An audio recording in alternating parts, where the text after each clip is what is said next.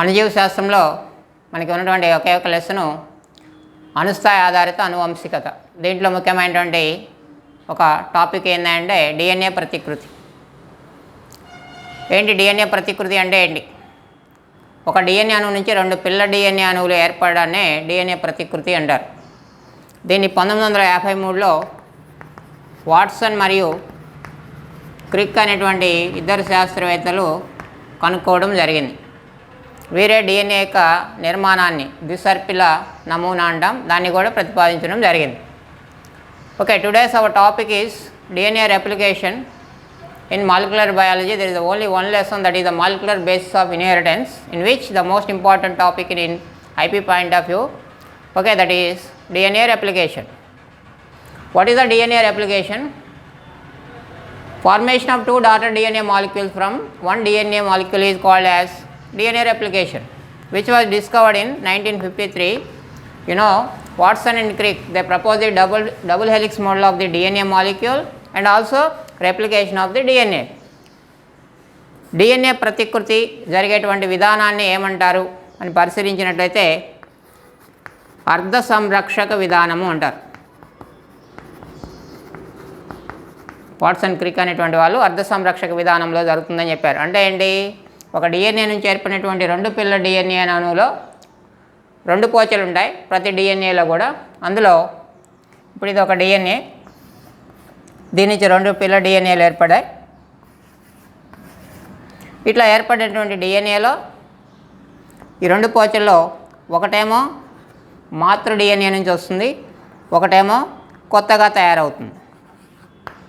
ఇక్కడ కూడా అంతే, ఒకటేమో మాతృ డిఎన్ఏ నుంచి వస్తుంది, ఒకటి కొత్తగా ఏర్పడుతుంది. దీన్నే అర్ధ సంరక్షక విధానము అంటారు. According to the procedure of the DNA replication, they mentioned one procedure, that is the semi conservative method.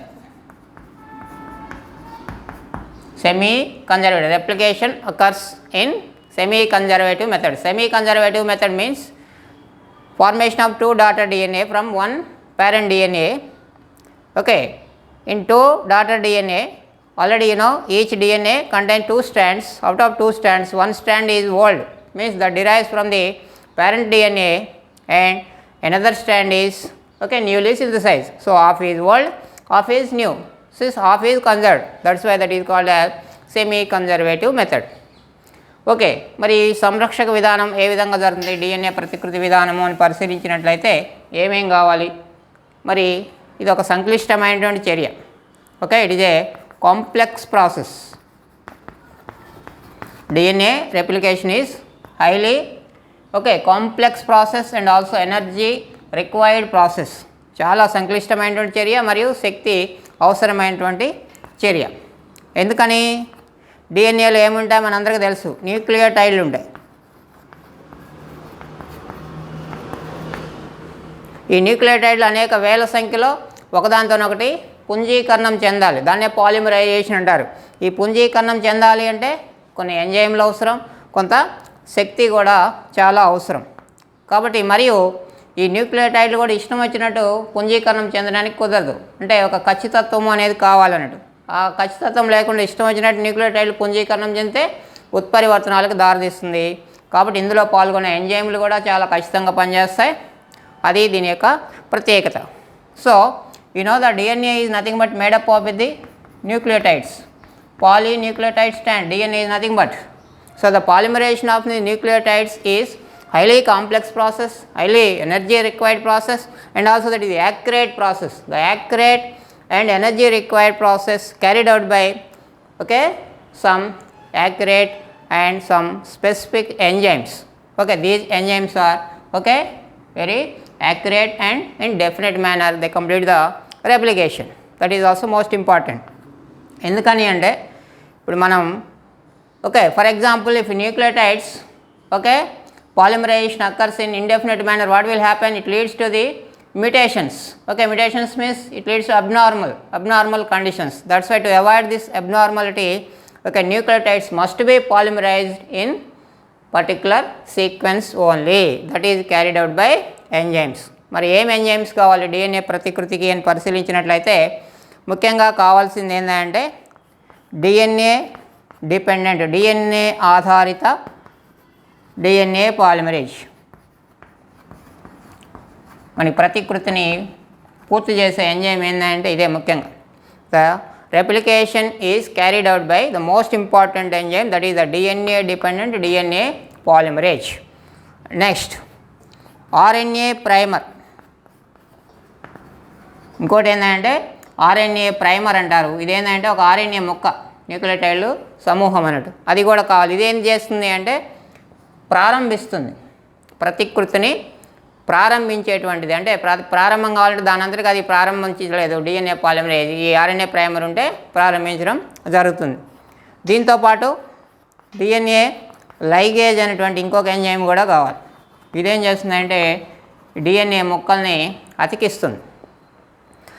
So the DNA replication is carried out by DNA dependent DNA polymerase, and along with that one the initiation of the replication is carried out by a piece of RNA, that is, or the group of nucleotides, that is called as RNA primer, that is compulsory for initiation of replication. Next, another enzyme, that is the DNA ligase, which is mainly meant for the ligation of the DNA fragments during the replication.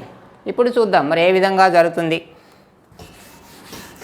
ఎంత వేగంగా జరుగుతుంది అని పరిశీలించినట్లయితే మనకి ఇచరీషియా కోలైలో ఈ semi conservative method అంటే అర్ధ సంరక్షక విధానాన్ని మనకి కొంతమంది శాస్త్రవేత్తలు నిరూపించడం కూడా జరిగింది. వాళ్ళు ఎవరంటే మిసిల్సన్ మరియు స్టాల్ 1958లో నిరూపించడం కూడా జరిగింది. ఏంటి అంటే అది అంటే వీళ్ళు పరిశీలించిన పరిస్థితుల్లో కేవలం 38 నిమిషాల్లో ఈ ప్రతికృతి అనేది పూర్తవుతుంది. ఎందుకని దాని ప్రత్యేకత ఏంటంటే 30 నిమిషాలను తక్కువ సమయంలో పూర్తయినట్టు. ఎందుకని అంటే ఇచరీషియా కోలైలో నత్రజని క్షారాలను పరిశీలించినట్లయితే మనకి 4.6 × 10⁶ నత్రజని క్షారాల జతలు ఉంటాయి. ఇవి కేవలం 38 నిమిషాల్లో ఒకదానితో ఒకటి కలిసిపోయి కొత్త డిఎన్ఏ ఏర్పడుతుంది, ప్రతికృతి పూర్తవుతుంది. అంటే ప్రతి సెకన్కి కూడా 2000 నత్రజని క్షారాలు పుంజీకరణం జరుగుతుంది. అంత వేగంగా జరుగుతుంది, అంత ఖచ్చితంగా జరుగుతుంది డిఎన్ఏ ప్రతికృతి అనేది మనం గుర్తుపెట్టుకోవాల్సిన పాయింట్ అన్నట్టు. If you observe the DNA replication, all we know that one, that is occurred in semi-conservative method, which was already experimentally proved by Michelson and Stahl in 1958 in Escherichia coli. In Escherichia coli, the replication is completed just within a short period of time, around 38 minutes. That means thousands of lakhs of nucleotides or the nitrogen bases or base pairs are polymerized within 38 minutes. Means in Escherichia coli the total number of base pairs are around 4.6 × 10⁶, which are polymerized just within 38 minutes. Means per second around 2000 base pairs are connected with each other, polymerized. That is the accuracy and speed of the replication process. That is the characteristic feature of the enzymes that participate in replication, DNA dependent DNA polymerase.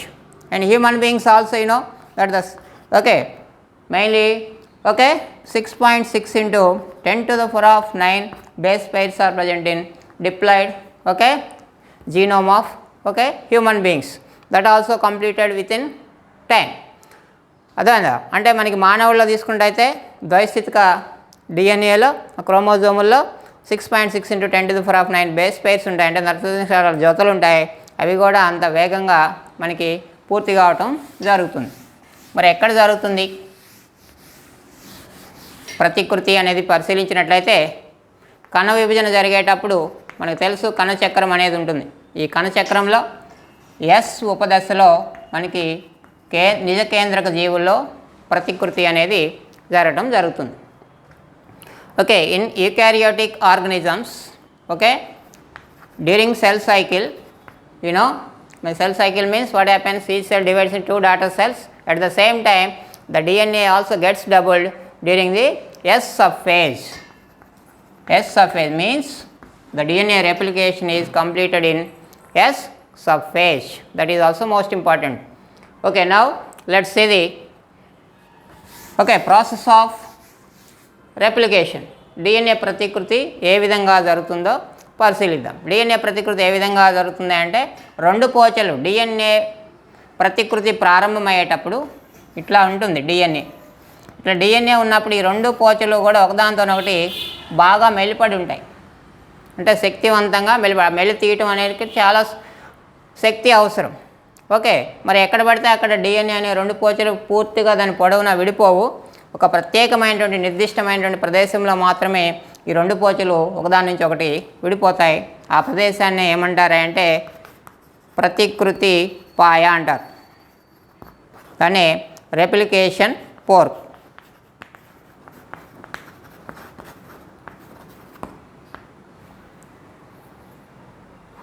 Okay, during the replication the two DNA strands are coiled with each other, spirally coiled with each other, and highly energy is required for the separation of these two strands. But during the replication the DNA two strands do not get separated all along the length of the DNA. The two strands get separated from each other at one particular region.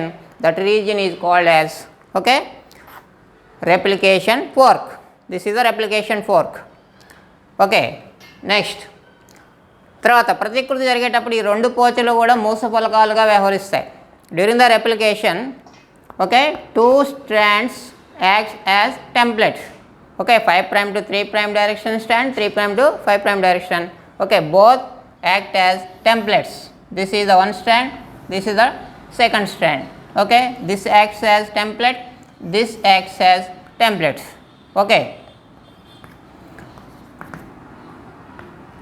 అంటే DNA ప్రతికృతి జరిగేటప్పుడు మనకి DNAలో రెండు పోచలు కూడా మూస ఫలకాలుగా వ్యవహరించడం జరుగుతుంది. ఈ మూస ఫలకాలుగా వ్యవహరించేటప్పుడు ఒక పోచలోనేమో DNA ప్రతికృతి అనేది అవిచ్ఛిన్నంగా జరుగుతుంది. ఇది ఎందుకని అంటే DNA ప్రతికృతి ఎప్పుడూ కూడా 5' to 3' దిశలో మాత్రమే జరుగుతుంది. అది గుర్తుపెట్టుకోవాల్సిన పాయింట్. కాబట్టి మరి 5' to 3' డైరెక్షన్లో అవిచ్ఛిన్నంగా జరుగుతుంది. దీన్ని ఏమంటారంటే లీడింగ్ పోచా అంటారు, లీడింగ్ స్ట్రాండ్ అంటారు. దీన్ని లీడింగ్ స్ట్రాండ్.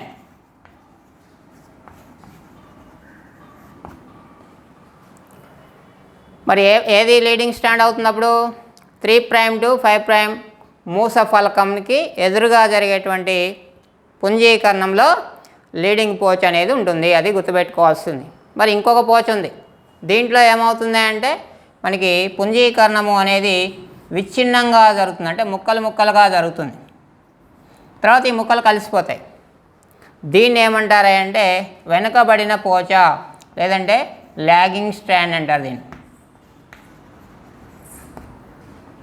దీన్ని లాగింగ్ స్ట్రాండ్ అంటారు, వెనుకబడిన పోచ అంటారు. మరి ఈ ముక్కల్ని ఏమంటారు అంటే ఒకజాకి ముక్కలు అంటారు. వీటిని ఈ DNA ముక్కల్ని ఏమంటారంటే ఒకజాకి ముక్కలు, ఒకజాకి DNA ఫ్రాగ్మెంట్స్ అంటారు. అది గుర్తుపెట్టుకోవాల్సింది. తర్వాత ఈ ముక్కలన్నీ కూడా DNA లైగేజ్ అనేటువంటి ఎంజైమ్, ఇందా చెప్పాను మీకు, ఈ DNA లైగేజ్ అనేటువంటి ఎంజైమ్ సహాయంతో ఒకదానొకటి అతుక్కుంటుంది. అప్పుడు ఆ విధంగా పూర్తి కావడం జరుగుతుంది. ప్రతికృతి ప్రారంభం కావడానికి ఏం కావాలని చెప్పాను, DNA పాలిమరేజ్ అనేది ప్రతికృతిని పొడిగిస్తుంది. కానీ దాన్ని స్టార్ట్ కావడానికి ప్రారంభకం కావాలి. ఆ ప్రారంభకం ఏంటంటే RNA ప్రైమర్. అది గుర్తుపెట్టుకోవాల్సింది. ఈ విధంగా DNA ప్రతికృతి అనేది జరుగుతుంది. ఒక పోచలోనేమో అవిచ్ఛిన్నంగా జరుగుతుంది, ఇంకొక పోచలోనేమో విచ్ఛిన్నంగా జరుగుతుంది. ఈ అవిచ్ఛిన్నంగా జరిగేదాన్నేమో లీడింగ్ పోచ అంటారు. అవిచ్ఛిన్నంగా జరిగేదేమో లీడింగ్ పోచ, విచ్ఛిన్నంగా జరిగేదాన్నేమో వెనకబడిన పోచ అంటారు. If you observe the semi conservative method of DNA replication procedure, after the separation of two strands or after the formation of the replication fork, both the strands act as templates. This is also template, this is also template. But here the most important point you have to remember, that is DNA replication always occurs in only one direction, that is 5' to 3' direction. So the template, okay, which is in 3' to 5' direction, the replication occurs in 5' to 3' direction automatically. This strand is called as leading strand. So the opposite strand means, okay, the DNA replication occurs, or the polymerization occurs in the form of DNA fragments. These fragments are called as, okay, Okazaki fragments. These fragments are called as Okazaki fragments. So this strand is called as lagging strand. So next, after the completion of, okay, this polymerization, these fragments are connected with each other with the help of DNA ligase, then the two daughter DNA molecules are formed. Okay, so this is the completion of the DNA replication. So here the initiation of the replication is carried out by, okay, mainly RNA primer. Initiation is carried out by RNA primer. The continuation or the polymerization is carried out by the DNA dependent DNA polymerase. The fragments are connected with the help of the DNA ligase. The place, the definite place is required for the, okay, starting of the replication. That region is called as ORI region, origin of replication region. The replication where started on DNA molecule is called as ORI region, that is called as, okay, that is origin of replication. So here you need to understand, here the leading strand is opposite to the which strand, which template strand, 3' to 5' strand. Lagging strand is opposite to which strand, okay, 3' to, okay, 5' strand. That is also most important point. ఇక్కడ మనకి DNA ప్రతికృతి మరి ఎక్కడ ప్రారంభం అవుతుందంటే, ఎక్కడ పడితే అక్కడ ప్రారంభం కాదు, ఒక నిర్దిష్టమైన ప్రదేశంలో ప్రారంభమవుతుంది. ఆ ప్రదేశాన్ని ఏమంటామంటే ORI ప్రదేశము అంటారంట, ఆరిజిన్ ఆఫ్ రెప్లికేషన్ అంటారు. ఇది ఉంటే మాత్రమే ప్రతికృతి ప్రారంభమవుతుంది. ప్రారంభించేది ఏంటంటే RNA ప్రైమర్, పుంజీకరణం చేసేది ఏంటంటే DNA డిపెండెంట్ పాలిమరేజ్, మరి DNA ముక్కలను అతికించేది ఏంటంటే DNA లైగేజ్. ఇది మనకి DNA రెప్లికేషన్ జరిగేటువంటి విధానం. తర్వాత మరి DNA రెప్లికేషన్ ఈ విధంగా జరుగుతుంది అని ప్రయోగాత్మకంగా రుజువు చేశారు. దాని గురించి మనం ఇప్పుడు డిస్కస్ చేద్దాం. So that semi conservative method of DNA replication proposed by Watson and Crick, okay, experimentally proved by, okay, Michelson and Stahl in Escherichia coli. Okay, how can you prove the replication of DNA? Okay, definitely occurs in semi conservative method. Okay, first, okay, they experimented on Escherichia coli bacteria. Escherichia coli మీద వాళ్ళు ప్రయోగం జరిపారు. మిసిల్సన్ మరియు stall అనేటువంటి ఇద్దరు, మిసిల్సన్ and stall, వీళ్ళు Escherichia coli మీద ప్రయోగం జరిపి అర్థ సంరక్షక విధానంలో జరుగుతుంది అని నిరూపించడం జరిగింది. అవి ఏంటో చూద్దాం. ఫస్ట్ వీళ్ళు ఏం చేశారంటే, ఫస్ట్ Escherichia coliని అమోనియం క్లోరైడ్ దీంట్లో పెంచడం జరిగింది. ఎటువంటి అమోనియం క్లోరైడు? N15 నత్రజని అధిక భారం కలిగినటువంటి ఐసోటోప్ కలిగినటువంటి అమోనియం క్లోరైడ్లో పెంచడం జరిగింది. అప్పుడు ఏమవుతుంది, డిఎన్ఏలోకి N15 వస్తుంది, దాని యొక్క బరువు ఎక్కువగా ఉంటుంది. కొద్ది సమయం తర్వాత ఏం చేశారంటే ఆ Escherichia coliని మామూలు అమోనియం క్లోరైడ్ ద్రావణంలోకి మార్చడం జరిగింది. అప్పుడు ఏమవుతుంది, N14 వస్తుంది. అంటే N14 అనేది తక్కువ బరువు కలిగి ఉంటుంది. ఈ N15 ఎంత శాతం ఉంది, N14 ఎంత శాతం ఉంది అనేదాన్ని వాళ్ళు అదేవిధంగా దేని ద్వారా అంటే కేంద్రాపసరణ విధానం ద్వారా వాళ్ళు వేరు చేసి N15 ఎంత శాతం ఉంది, N14 ఎంత శాతం ఉందని కనుక్కోవడం జరిగింది. ఫస్ట్ ఒక తరం తర్వాత పరిశీలించారు Escherichia coli. ఒక తరం ఎంత కంప్లీట్ అవుతుంది, 20 నిమిషాల్లో కంప్లీట్ అవుతుంది. 20 నిమిషాల్లో ఒక తరం అవుతుంది. తర్వాత 40 నిమిషాల తర్వాత ఏమవుతుంది, రెండవ తరం వస్తుంది. మొదటి తరంలో తీసుకున్నట్టయితే ఫస్ట్ ఇప్పుడు ఒక డిఎన్ఏలో మొత్తం కూడా ఏముంది, 2 పోచల్లో కూడా N15 ఉంది.